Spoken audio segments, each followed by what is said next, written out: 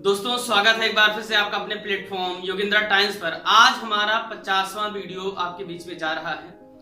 हमें बेहद खुशी हो रही है कि आप अभी तक हमारे साथ बने हुए हैं और आशा करते हैं कि दिन ब दिन हमारे सेशंस में सुधार हो रहा होगा और आपको अच्छी अच्छी जानकारियां मिल रही होंगी विभिन्न क्षेत्रों से संबंधित, फिर चाहे वो एजुकेशनल हो चाहे वो इंफॉर्मेटिव हो, और आप पूरा इसका फायदा उठाएंगे और साथ ही साथ अपने सुझावों से हमें अवगत कराते रहेंगे। दोस्तों आज के सेशन में बेसिकली चूंकि हम यूपी की घटनाक्रम के बारे में चर्चा कर रहे हैं करंट अफेयर्स के तहत, तो उसमें हम बात करेंगे कुछ ऐसी प्रमुख घटनाएं जो पिछले कुछ महीनों में हुई हैं और एग्जाम पॉइंट ऑफ व्यू से महत्वपूर्ण हैं। ऐसी घटनाओं में सबसे पहली जो प्रमुख घटना आती है हमारे सामने वो है बिकरू कांड। इस नाम से सारे लोग वाकिफ होंगे और इस नाम के तहत एक अपराधी का नाम आया विकास दुबे नाम का, जिससे आप इतना एक ट्रेंड किया विभिन्न न्यूज चैनल्स पर कि इस घटना में अब आपको बताने लायक क्या है। वो ट्रेंड तो बहुत कुछ किया लेकिन बताने लायक वास्तव में किस पे चर्चा होनी चाहिए वो आप तक नहीं पहुंची होंगी चीजें कि एग्जाम के लिहाज से क्या पूछा जाएगा। देखिए पुलिसिंग के तहत या एक जुडिशियरी के तहत क्या उसका ट्रेंड हो सकता है, क्या उसका डिसीजन हो सकता है, क्या उसके वर्डिक्ट हो सकते हैं, वो अलग अलग बातें हैं। परंतु यहाँ पे अगर प्रीलिम्स लेवल पर देखा जाए तो आपसे क्या क्या पूछा जा सकता है। जैसे चूंकि ये घटना कानपुर में घटित हो रही तो कानपुर से संबंधित कुछ आपसे जानकारी प्राप्त की जा सकती है। साथ ही साथ कानपुर का इतिहास में क्या योगदान रहा है उसको आप एक बार जरूर देखें। हम आशा करते हैं खुद भी कि हम किसी न किसी सेशन में उस पर विस्तृत चर्चा करेंगे कानपुर स्पेशल के तहत जब भी चर्चा होगी हमारी। परंतु करना क्या है, आपको पढ़ना क्या है। देखिए ये घटना बेसिकली कहीं न कहीं इस घटना पर विरोध भी हुए बड़े पैमाने पर और जातिगत राजनीति भी हुई, परंतु चूंकि ये मामला जुडिशियरी का था, कुछ घटनाएं ऐसा हमेशा देखी जाती रही है कि कार्यपालिका क्या करती है, प्रशासन के माध्यम से न्यायपालिका का अतिक्रमण करती है। ये हमेशा आप देखेंगे और इसीलिए क्या होता है कि अलग अलग अधिकारों का निर्धारण हमारे संविधान में किया गया है। परंतु जिस तरीके से इस घटना में एक अपराधी को मारने के लिए प्रशासन ने पूरी तरीके से जो भी अपनी रणनीतियां बनाई, उस रणनीति के बाद सबसे बड़ा जो मुद्दा सामने उभर कर आया वो ये मुद्दा आया कि क्या न्यायपालिका आज के दौर में भी उतनी ही सक्षम है कि कैदियों को जो इतने मुकदमे जिन पे दर्ज हों फिर भी वो कैसे छूट जा रहे हैं, क्या ये कहीं कहीं हमारी न्यायपालिका के समक्ष प्रश्न चिन्ह नहीं लगाते हैं। ये भी एक विचारणीय प्रश्न है। आप देखेंगे तमाम लोग ऐसे हैं कि जिन पर 50, 60, 70 केसेस दर्ज हैं और उन पर न्यायपालिका की पहुंच से वो बहुत ज्यादा दूर हैं और बार बार वो क्या होते हैं, छूटते रहते हैं। तो इन्हीं चीजों से बचने के लिए कई बार सरकार क्या करती है, जनता के समक्ष अपने इंप्रेशन के लिए या यूं कहे कि ऐसे अपराधी भविष्य में ना हो उनसे बचने के लिए इस तरीके के कांड किए जाते हैं कि टीयूबी कब कहां पलट जाए कोई गारंटी नहीं होती है। तो विकास दुबे की भी गाड़ी पलटी और उस गाड़ी पलटने के बाद चर्चाएं इतनी ज्यादा हुई कि उस पर सरकार ने त्वरित रूप से एक आयोग गठित किया। ये महत्वपूर्ण है, एसके अग्रवाल की अध्यक्षता में। एसके अग्रवाल साहब से कहा गया कि आप इसकी जांच पड़ताल करें, प्रशासन की क्या भूमिका रही, किस तरीके से ये जिस तरीके से फेक इनकाउंटर दिखाया जा रहा है इसके बारे में आप बताएं। परंतु क्या इतना ही पर्याप्त है? क्या इतनी चीजें मात्र से ऐसी घटनाएं भविष्य में रुक जाएंगी? कहीं कि हमको कुछ प्रश्नों पर जो सोचना चाहिए वो ऐसे हैं कि किस तरीके से पुलिस विभाग की जो खुफिया जानकारी है वो कैसे एक अपराधी के पास पहुंचती है। दूसरी बात, किस तरीके से वो अपराधी बार बार जमानत पर छूट रहा है। तीसरी महत्वपूर्ण बात यह कि किस तरीके से उस व्यक्ति को राजनीतिक सह दी जा रही है। आप देखेंगे तमाम पार्टियों से उसके व्यक्तिगत निहितार्थ साबित करने के भरपूर प्रयास किए गए और वो कहीं न कहीं सत्य भी हैं। तो ये कहीं न कहीं विचारणीय प्रश्न है कि क्या एसके अग्रवाल इन सब, चाहे वो राजनीतिक हो फिर चाहे वो प्रशासनिक हो, कि थाने स्तर से इतने ज्यादा लोग उसमें मिले हुए थे कि 8 सिपाहियों की हत्या कर दी जा रही है इस तरीके से। और उसमें बड़े अधिकारी हैं, ऐसा नहीं सिर्फ सिपाही ही शामिल हैं। तो ये बेहद विचारणीय प्रश्न हो जाता है। दूसरी बात ये कि क्या यही एक मात्र अपराधी है इस समय राजनीतिक क्षेत्र में? आप देखेंगे हमारे संसद में जितने अधिकारी हैं उसमें से जितने सांसद हैं हमारे, 42% तो ऐसे लोग हैं जिन पे गैर जमानती वारंट के कई सारे केसेस चल रहे हैं, या विभिन्न ऐसी धाराएं लगी है जो संगीन अपराध जिनको आप कह सकते हैं, कई लोग उसमें से सूचीबद्ध हैं ऐसी धाराओं के तहत। तो आप सोच सकते हैं इतने बड़े, जब हम 21वीं शताब्दी के दौर में जी रहे हैं, हम अपराध मुक्त भारत या यूटोपिया अर्थात राम राज्य की कल्पना करते हैं, तो ऐसे समय में क्या इस तरीके के अपराधियों का राजनीतिक सह देना और साथ ही साथ प्रशासनिक मिलीभगत होना, ये हमारे लोकतंत्र के समक्ष एक बहुत बड़ी चुनौती है। और इससे उबरने के लिए कहीं कहीं सरकार को बड़े स्तर पर प्रयास करने होंगे। हमें देखिए इसके तहत कुछ मुद्दों पर बेसिकली चर्चा जो करनी है, जांच समिति गठित की गई है। तो एसके अग्रवाल समिति जो गठित की गई वो राज्य सरकार द्वारा गठित की गई है। अब देखिए ये मुद्दा चूंकि सुप्रीम कोर्ट में भी पहुंचा, चूंकि एक फेक इनकाउंटर है, तो फेक इनकाउंटर का मुद्दा होने के साथ साथ चूंकि प्रशासन जो है कार्यपालिका वो न्यायपालिका के मामले में एंट्री कर रही है, अतिक्रमण कर रही है, तो न्यायपालिका को इस पर विचार भी करना चाहिए। तो उसने विचार किया और एक समिति गठित की है 3 सदस्यीय, इसको याद रखिएगा, BS चौहान की अध्यक्षता में। तो याद रखिएगा जो राज्य सरकार ने गठित किया वो एसके अग्रवाल की अध्यक्षता में गठित किया है, जबकि जो सुप्रीम कोर्ट ने गठित किया है वो BS चौहान की अध्यक्षता में गठित किया है। ये महत्वपूर्ण है। एसके अग्रवाल जी इस BS चौहान वाली समिति में भी शामिल है, साथ ही साथ KL गुप्ता भी शामिल है। देखिए इसके अलावा आपसे बेसिकली कानपुर से संबंधित कुछ बातों को पूछ सकता है, जैसे कानपुर में दलहन अनुसंधान संस्थान है, इसको याद रखिएगा। चमड़ा उद्योग के लिए यहाँ पे फेमस है, ये रंगाई होती है यहाँ पे चमड़े की, ये चेन्नई की एक शाखा है, इसको याद रखिएगा भैया। दूसरी बात आप ये याद रखिएगा कि कानपुर हमारा गंगा नदी के किनारे बसा हुआ है। और तीसरी बात, यहाँ से कई ऐसे महत्वपूर्ण लोग रहे हैं जो स्वतंत्रता सेनानी रहे हैं और वो 1857 या उसके बाद की घटनाओं में शामिल है, जैसे तात्या टोपे एक बड़ा नाम आता है यहाँ से, वो स्वतंत्रता संग्राम में शामिल रही है। तो ये भी आपसे पूछ सकता है कहाँ से संबंधित ये घटना है, कानपुर या बिकरू आपसे पूछ सकता है, बिकरू गांव कहाँ स्थित है, तब भी आपको इस बात पे थोड़ा सा ध्यान रखना है। आशा करते हैं थोड़ा सा जिस भी ब्रीफ लेवल पर हमने जो बात की आपके समझ में आया होगा। कहीं कहीं न्यायपालिका के अधिकारों का जिस अतिक्रमण किया गया और सरकार के समक्ष ये चुनौती है कि इस तरीके के अपराधियों से किस तरह से बचा जाए।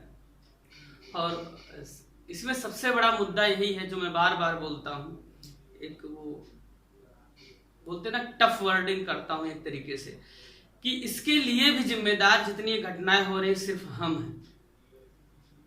हमने बताया कई बार इस पे चर्चा की है कि एक छोटा सा अपराधी जो गली का गुंडा है उसके साथ भी समर्थन में इस तरीके से जो घूमने वाले लोग होते हैं ये कहीं कि उसकी हौसला अफजाई करते हैं। और दूसरी बात, जब चुनाव आते हैं तो ऐसे ही लोगों का हम भी अंधी भीड़ की तरह से अनुकरण करते हुए उन्हें हम वोट देते हैं, उन्हें ही हम वोट देते हैं। अब तो ये ट्रेंड चल गया बाहुबली, जो नए तरीके से मार्केट में घूमने वाले सुअर है उन्हें बाहुबली एक कहा जाता है। इस सरकार के समक्ष भी एक बहुत बड़ी चुनौती है कि इस पे कड़े रुख के साथ निपटा जाए, लेकिन सरकार तभी निपट पाएगी जब आप सक्षम और सशक्त सरकारों को चुनकर भेजेंगे।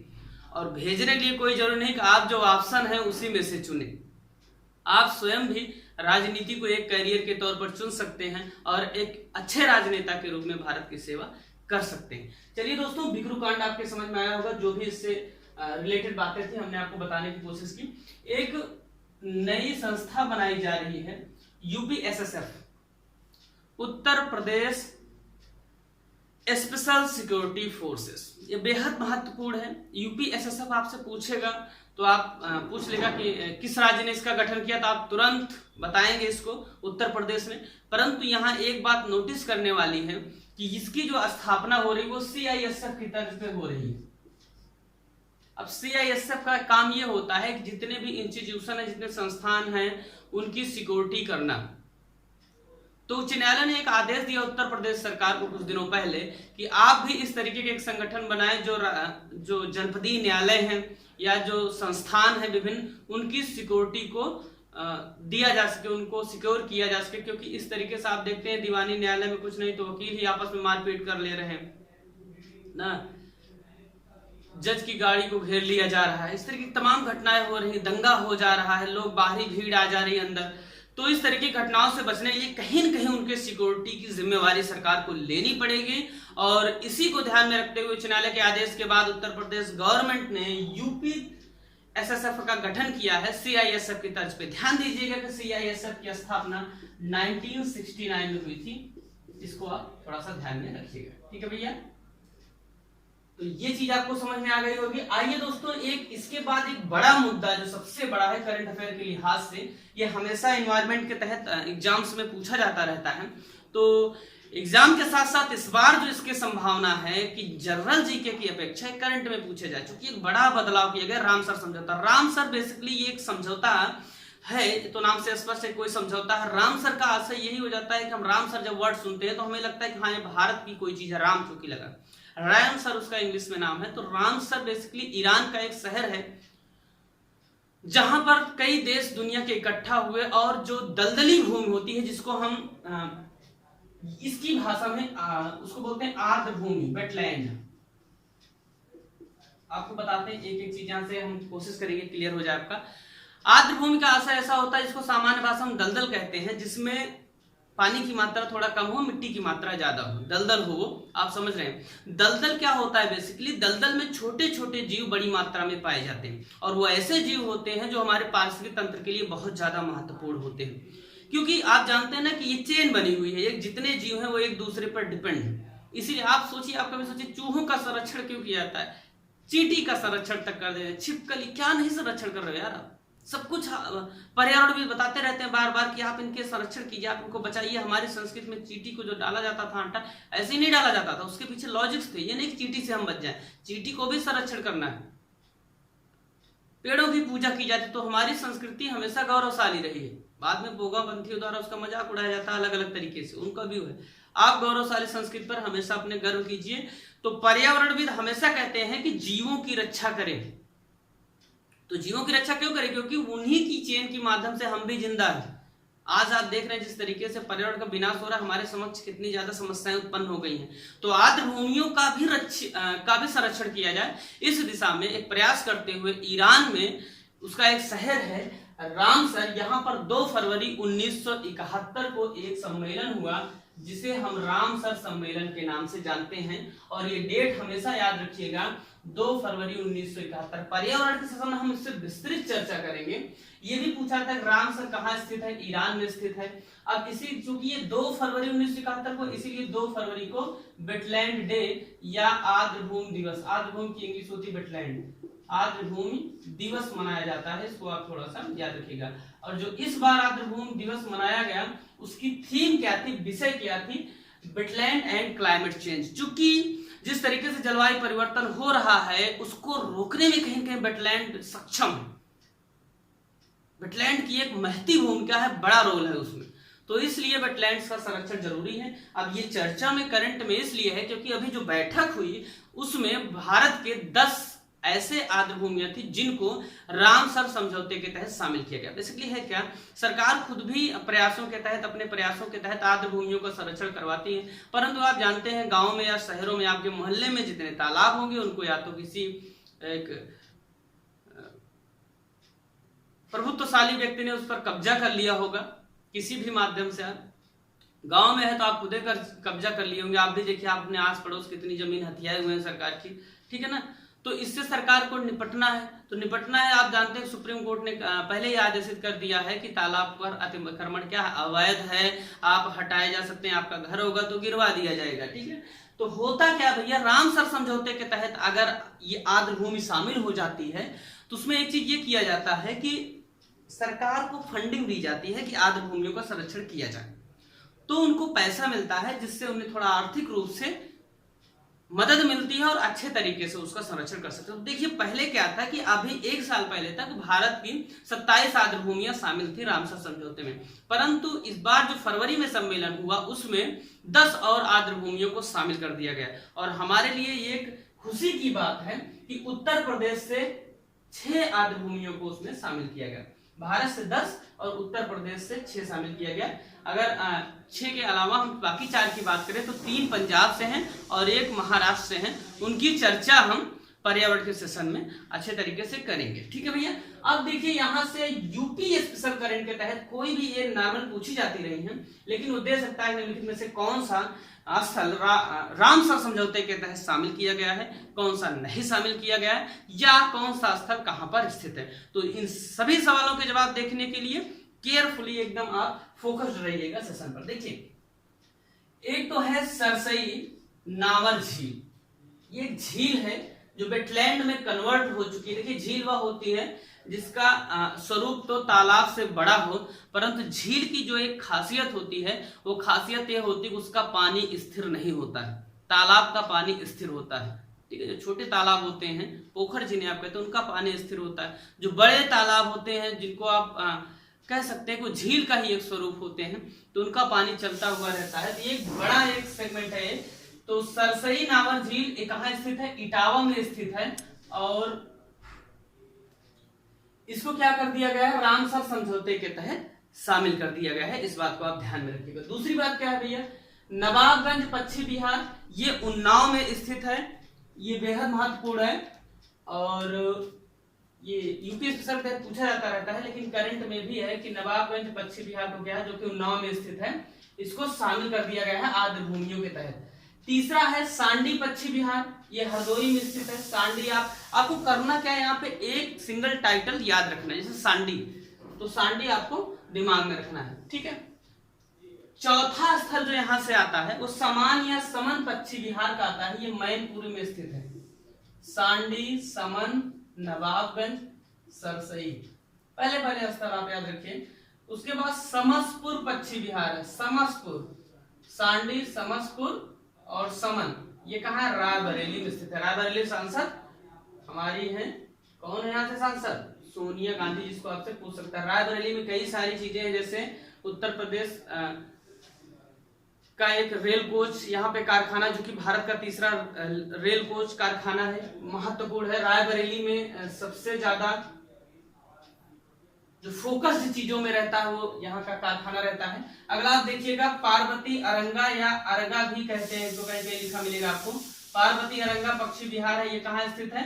गोंडा में स्थित है। तो ये भी आपसे पूछा जा सकता है। तो सरसई इटावा में, नवाबगंज उन्नाव में, सांडी हरदोई में, समन मैनपुरी और समसपुर रायबरेली, और पार्वती अरंगा कहाँ है भैया? गोंडा में, ठीक है। इसको आप थोड़ा सा ध्यान में रखिएगा। 4 टाइम एस है, 4 टाइम एस, ठीक, और आप NP, 4 time S N P, ठीक है। इसको आप थोड़ा दिमाग में जैसे कोई कोड रखेंगे ना कि 4 बार ऐसे, 4 चीजें 7 से स्टार्ट है, तो आपको दिमाग वहां ऑप्शन में आ जाएगा। बाकी आप उसको थोड़ा सा नोटिस करते रहिए। देखिए अब जो 10 शामिल किए गए, उसके बाद जो रामसर समझौते के तहत शामिल स्थल हैं उनकी संख्या हो गई है 37, ठीक है। इंपॉर्टेंट है, कितनी संख्या हो गई है? 37। उत्तर प्रदेश कितने शामिल किए गए? 6, पंजाब के 3, 1 महाराष्ट्र का, ठीक है। तो 10 ये पूरे हो गए, पहले 27 थे, ठीक है भैया। आइए आगे बढ़ते हैं। घाघरा नदी का नाम बदलने की बात कही गई है। कुछ बहरहाल इसका नाम पहले भी कुछ दूर तक सरयू था, अयोध्या में सरयू ही था, परंतु अब उत्तर प्रदेश सरकार ने निर्णय लिया है कि इसका नाम बदलकर सरयू कर दिया जाए। ऐसा क्यों? लोक मान्यताओं के कारण ऐसा किया जा रहा है, ठीक है भैया। तो आपसे पूछा जा सकता है किस नदी का नाम बदलकर सरयू किया गया है, ऐसा भी वो पूछकर, या ऐसा पूछ सकता है कि इस नदी का उद्गम कहां से होता है, या इसको विभिन्न नामों से कैसे जाना जाता है। तो याद रखिएगा ये जो नदी है घाघरा, ये नेपाल और तिब्बत की बाउंड्री पर स्थित मापचा चुंगी नामक हिमनद से निकलती है, अर्थात ग्लेशियर हिमनद मामले ग्लेशियर मापचा चुंगी है।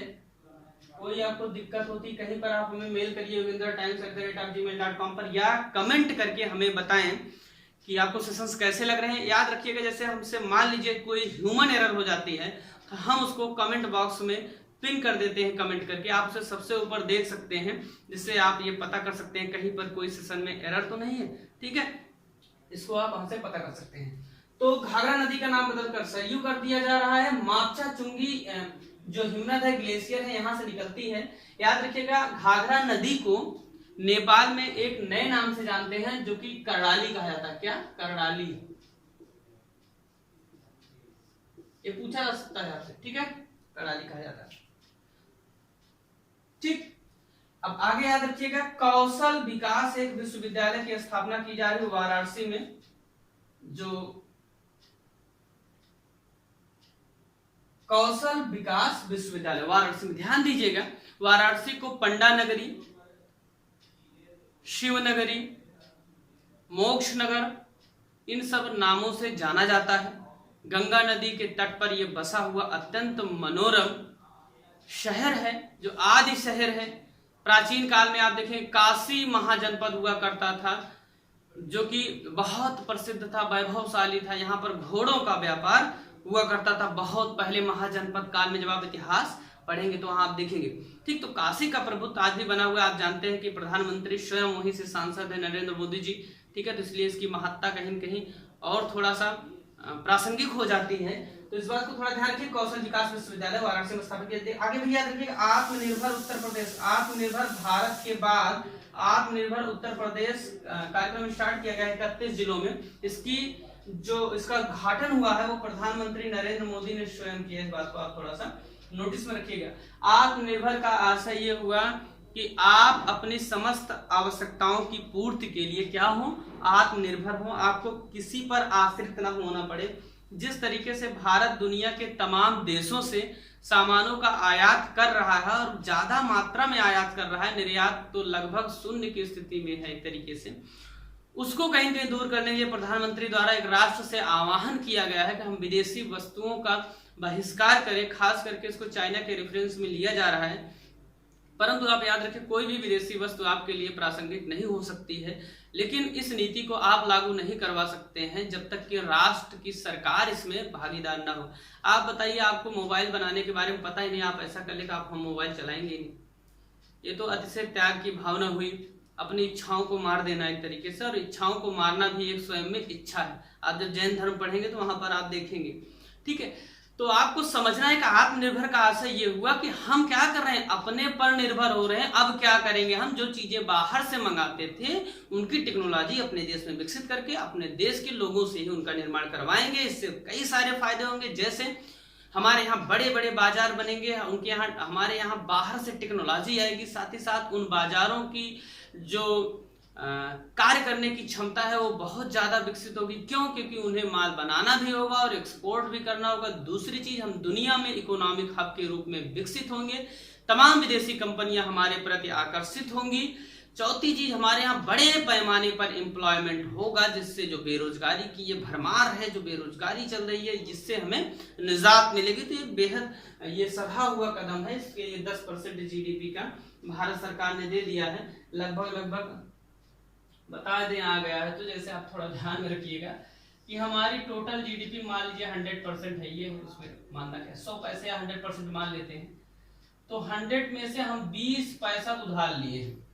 भारत की GDP आप जान लीजिए, आपका देश कहाँ है, आज नहीं है, 70-75 सालों से जहां था वहीं पड़ा है, कुछ नहीं बढ़ा है।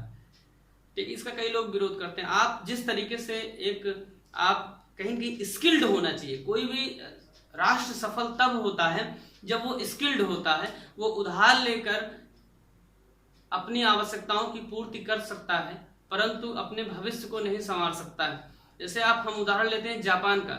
जापान क्यों आगे? क्योंकि वो स्किल्ड है, उसे पता है यार मोबाइल कैसे बनाना, उसे पता टार्च तुम्हें जलानी है, तुम्हें पता नहीं टार्च कैसे जलानी है, कैसे बनानी है, तो उसे क्या पता है, इसलिए वो आगे है। ठीक है, तो भारत में क्या है, जितना GDP है उसका 20% हम उधार लिए हैं, और बाकी जो 10% बचा था मोदी जी ने उसको दे दिया है आत्मनिर्भर भारत के लिए। 70% GDP और बची है, किसानों का कर्जा माफ करने खत्म हो जाएगी। ठीक है ना? अब ठीक है, चलिए, किसानों का कर्जा माफ करने का आशय ये हुआ। इनमें उन किसानों का कर्जा कभी माफ नहीं होता जो सुसाइड करते हैं। इनमें उन किसानों का कर्जा माफ होता है जो उसको अपने तरीके से चालाक होते हैं, जो पता होता है कि चुनाव आने वाला है, 2 महीने पहले 6 महीने पहले अपना ऋण ले लेते हैं, उनका माफ हो जाता है। परंतु जो किसान है, जो छोटे किसान है, जो आत्महत्याएं कर रहे हैं, उनका कुछ नहीं होने वाला है। ठीक है, क्यों? क्योंकि वो जागरूक नहीं है, इसीलिए हमेशा कहते रहते हैं हम कि जागरूक आप होइए। ठीक है, तो ये जीडीपी के आपके देश की खासियत है भैया, इसको जानते रहिए। एक बड़ी घटना है, गिद्ध संरक्षण केंद्र खोला जा रहा है यूपी के महाराजगंज जिले में, इसको आप याद रखिएगा। और यूपी में इस तरीके का काम पहली बार हो रहा है, गिद्ध संरक्षण केंद्र खोला जा रहा है। कहाँ? महाराजगंज, नेपाल बाउंड्री पर स्थित है, अर्थात आप जाएंगे तो पूर्वी उत्तर प्रदेश में स्थित है। ये गोरखपुर जनपद के तहत आता है। ठीक है, जटायु संरक्षण केंद्र और प्रजनन केंद्र खोला जा रहा है गोरखपुर में। योगी जी यहाँ से सांसद हैं, याद रखिएगा। ये राप्ती नदी के किनारे बसा हुआ है, हम इसको बार बार बता रहे हैं, क्वेश्चन बहुत ज्यादा पूछा था। यहाँ पर राम प्रसाद बिस्मिल को फांसी दी गई थी, इसको आप याद रखिएगा। आप जानते हैं काकोरी कांड में राम प्रसाद बिस्मिल, रोशन सिंह और अशफाक उल्ला खान, ये 3 लोगों को फांसी दी गई थी। और ये तीनों जो पैदा हुए थे, तीनों शाहजहांपुर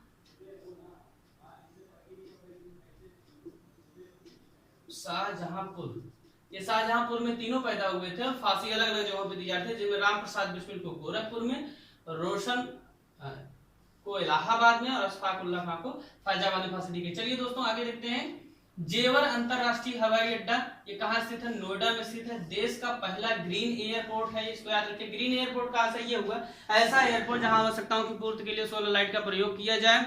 ठीक है, जितने भी ऐसे इंस्ट्रूमेंट का प्रयोग किया जाता है वो ऐसे हो जो इको फ्रेंडली हो, ऐसे यहाँ पे संसाधनों का प्रयोग किया जाए। ठीक है, इसको याद रखिए। जो कंपनी बना रही हो ज्यूरिख एयरपोर्ट इंटरनेशनल कंपनी है। ज्यूरिख कहाँ है भैया? ठीक है, आपसे पूछ सकता है, ये स्विट्जरलैंड की एक कंपनी है। ठीक है, इसको याद रखिएगा। ज्यूरिख एयरपोर्ट इंटरनेशनल एक कंपनी बना रही है इसका। ठीक है, पुलिस आयुक्त प्रणाली लागू की गई है, ये बहुत चर्चा में रही, पुराना थोड़ा सा करंट है, क्योंकि 1 साल का करंट पूछा जाता तो बताना इसका लाजमी है। देखिए, पुलिस आयुक्त प्रणाली है क्या? अब सामान्य लोग इसको नहीं जानते, आप स्टूडेंट लाइफ में है तो आप भी हो सकता है ध्यान न दिए हो, तमाम लोग इसको बताए होंगे कि अंग्रेजी शासन की तरीके से लागू किया जा रहा है। देखिए, अंग्रेजी शासन अगर खराब होता तो इतने दिन तक आप पर शासन न करता, पहली बात। ठीक, दूसरी बात, बेसिकली कोई शासन प्रणाली खराब नहीं होती, उस पर जो शासन प्रणाली में जिन लोगों के माध्यम से शासन किया जाता है वो लोग करप्ट हो जाते हैं, जिसके कारण शासन प्रणाली की निंदा होती है। हमेशा आप देखिए, लोकतंत्र बहुत अच्छा, आप देख रहे हैं लोकतंत्र ने 70 से 75 सालों में आपको कहां से कहां पहुंचा दिया, कितने बड़े पैमाने पर भ्रष्टाचार हुआ, कितने आसमान जल थल क्या कुछ नहीं लूटा गया, सब कुछ ना। तो आप ये नहीं कह सकते जब तक आप में स्वयं की मतलब कहते हैं ना, आज के दौर में एक ट्रेंड है स्वार्थी बनिए, अब सेल्फिश बनिए। सेल्फिश जब तक आप हैं तब तक आप राष्ट्र का कल्याण नहीं कर सकते हैं। ठीक है ना, और इस चीज को कहीं ना कहीं डेवलप करना होगा आपको कि आपको जब तक किसी भी प्रणाली के तहत अगर आपको काम करना है तो राष्ट्र आपका सर्वोपरि होना चाहिए। तो होता क्या है बेसिकली, क्यों आया है ट्रेंड में? इसलिए ट्रेंड में आया कि इस समय आईएएस और आईपीएस एसोसिएशन के बीच लगातार संघर्ष चल रहे हैं और कई बार ऐसी रिपोर्टिंग होता क्या, कोई भी घटना अगर जिले में हो रही है तो जितने लोग हैं अधिकारी वो सब डीएम को रिपोर्ट करते हैं, डीएम आला कमान को रिपोर्ट करता था, जो सुप्रीम है उनके ऊपर के जो अधिकारी उन्हें रिपोर्ट करता है। ठीक है, अब होता क्या है कि पुलिस आयुक्त प्रणाली में जो एक आईपीएस प्रमुख बनाया जाएगा पुलिस आयुक्त प्रणाली में, जहां पर लगेगी, और वो आईपीएस जो होगा, आईपीएस रैंक का अधिकारी, वो डीएम को आईएएस को रिपोर्ट नहीं करेगा, डीएम साहब को ये रिपोर्ट नहीं करेगा, ये सीधे मुख्य प्रशासन को रिपोर्ट करेगा, जो भी हो चीफ मिनिस्टर ऑफिस को ये रिपोर्ट करेगा। ठीक है ना, तो डीएम साहब का कोई काम नहीं, तो डीएम साहब इंटरफेयर नहीं कर पाते इस प्रणाली में। ठीक है ना, अब 2 ऐसे शहरों को सिलेक्ट किया गया जिनमें लखनऊ और गौतम बुद्ध नगर है। ठीक है ना, यहाँ पर इस प्रणाली को लगा दिया गया। ठीक है, आगे याद रखिएगा, यूपी का पहला गौ अभ्यारण्य केंद्र खोला जा रहा है मिर्जापुर में, बहुत ज्यादा महत्वपूर्ण है। गौ अभ्यारण्य केंद्र है, याद रखिए, गौ से संबंधित संस्थान गौ संरक्षण संस्थान करके मथुरा में है, और ये क्या है, अभ्यारण्य है, ये पहला अभ्यारण्य है। ठीक है, मिर्जापुर में खोला जा रहा है। भारत भारती सम्मान दिया गया किसको? उषा किरण खान को, बिहार की महिला है, पटना से संबंधित है। पटना जो कि बिहार की राजधानी, गंगा नदी के किनारे बसा वो बेहद खूबसूरत शहर है, प्राचीन काल से इसका संबंध रहा है। प्राचीन काल में इसका पुराना नाम पाटलिपुत्र हुआ करता था। ठीक है, जो मौर्य वंश की एक प्रभुत्वशाली राजधानी हुआ करती। ठीक है भैया, अब इसमें होता क्या, 5 लाख रुपए आपको इनामी राशि दी जाती है, एक प्रशस्ति पत्र दिया तथा गंगा की प्रतिमा दी जाती। महत्वपूर्ण इसमें यह है कि गंगा जी की प्रतिमा आपको दी जाती। बाकी सामान्य पुरस्कारों में आप सरस्वती या वाग्देवी उनको कहा जाता है, उनकी प्रतिमा आप पाते हैं। ठीक है भैया, तो आशा करते हैं आज का ये सेशन आपको समझ में आया। अगर कोई दिक्कत आपको हो रही तो आप कमेंट करके हमें बताएं या मेल करिए yogendratimes@gmail.com पर। और साथ ही साथ बने रहे हमारे साथ, लगातार हम पूरे करंट अफेयर पर, पूरे साल भर के करंट अफेयर पर विस्तृत चर्चा करने वाले हैं। फिर चाहे आप RO 2016 की तैयारी कर रहे हैं, पीछे 2020-21 की तैयारी कर रहे हैं, या RO 2021 की तैयारी कर रहे हैं, या UPSI की तैयारी कर रहे हो, या यूपी से संबंधित जो ऐसे रीजनल वैकेंसी जितनी भी आ रही है उनकी तैयारी करें, चूंकि यूपी से रिलेटेड वहां पे घटनाएं पूछी जाएंगी। तो आपके लिए ये सेशंस बहुत ज्यादा महत्वपूर्ण होने वाले हैं। बने रहिए हमारे साथ। धन्यवाद।